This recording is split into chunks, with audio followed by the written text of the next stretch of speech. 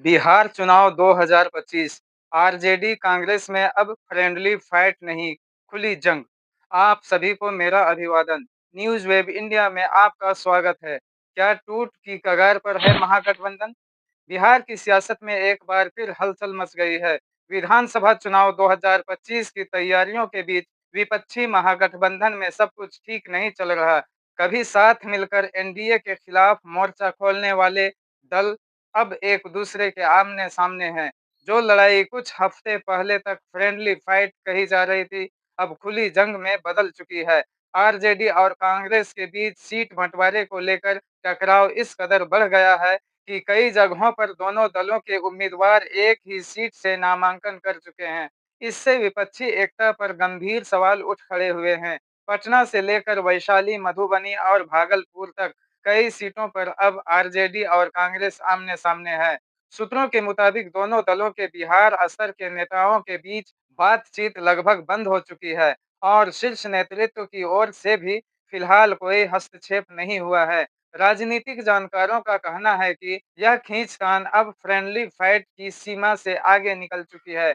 यह सीधे-सीधे वर्चस्व की लड़ाई है। दरअसल कांग्रेस का आरोप है कि आरजेडी हर सीट पर वर्चस्व जताने की कोशिश कर रही है। पार्टी के एक वरिष्ठ नेता ने कहा कि हमें सिर्फ 45 से 50 सीटों का ऑफर दिया गया, जबकि राज्य में कांग्रेस का ऐतिहासिक जनाधार रहा है। वहीं आरजेडी का तर्क है कि कांग्रेस की जीत का रिकॉर्ड कमजोर है, इसलिए ज्यादा सीटें देना जोखिम भरा होगा। आरजेडी प्रवक्ता का कहना है कि गठबंधन जनता के मुद्दों पर होना चाहिए, न कि टिकटों के सौदे पर। कई विधानसभा क्षेत्रों में यह टकराव अब खुलकर सामने आ गया है। लालगंज में आरजेडी से शिवानी शुक्ला और कांग्रेस से आदित्य कुमार राजा आमने-सामने हैं। वैशाली में अजय कुशवाहा आरजेडी का दबदबा है, लेकिन कांग्रेस के स्थानीय कार्यकर्ता असंतुष्ट हैं। जमुई के सिकंदरा में तो कांग्रेस ने दो-दो उम्मीदवार उतार दिए हैं, जिससे भ्रम की स्थिति है और एनडीए को फायदा हो सकता है। नवादा के वारसलीगंज में कांग्रेस ने मंटू सिंह को टिकट दिया, वहीं आरजेडी ने अनीता देवी, अशोक महतो की पत्नी, को मैदान में उतारा है। इसी तरह कहलगांव में कांग्रेस के प्रवीण कुशवाहा और आरजेडी के रजनीश यादव में कांटे की टक्कर है। विस्फी जैसे मुस्लिम बहुल क्षेत्र में भी कांग्रेस के रशीद फाखरी और आरजेडी के आसिफ अहमद आमने-सामने हैं, जिससे वोटों का बिखराव तय है। महागठबंधन के भीतर वाम दलों का असंतोष भी खुलकर सामने आ रहा है। वैशाली के राजापाकड़ से कांग्रेस की मौजूदा विधायक प्रतिमा दास को टिकट मिला, लेकिन भाकपा के मोहित पासवान ने भी नामांकन किया। बिहार शरीफ में कांग्रेस ने ओमेर खान को मैदान में उतारा, जबकि भाकपा से शिव प्रकाश यादव भी दावा ठोक चुके हैं। यह सीट 2020 में आरजेडी के खाते में थी। मुंगेर, तारापुर और भभुआ में आरजेडी और वीआईपी के उम्मीदवारों में भी सीधी लड़ाई है। साफ है कि महागठबंधन अब कई मोर्चों पर खुद से ही उलझा हुआ है।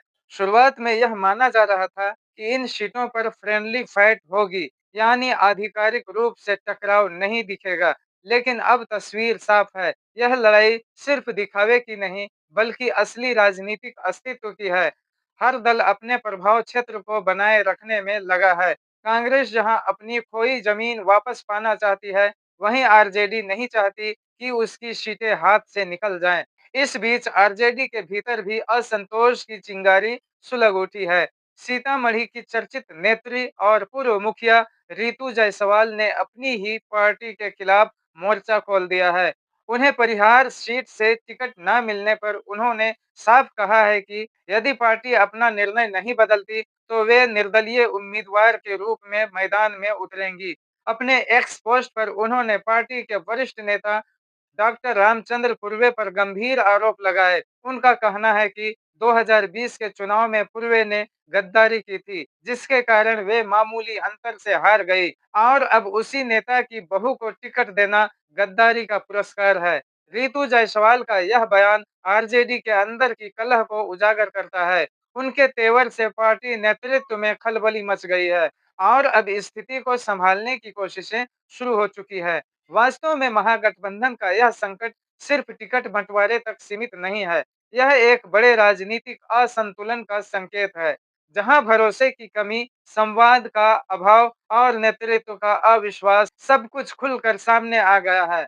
वाम दलों का असंतोष, वीआईपी की नाराजगी और कांग्रेस की उपेक्षा, यह सब मिलकर विपक्षी एकता की साख को कमजोर कर रहे हैं।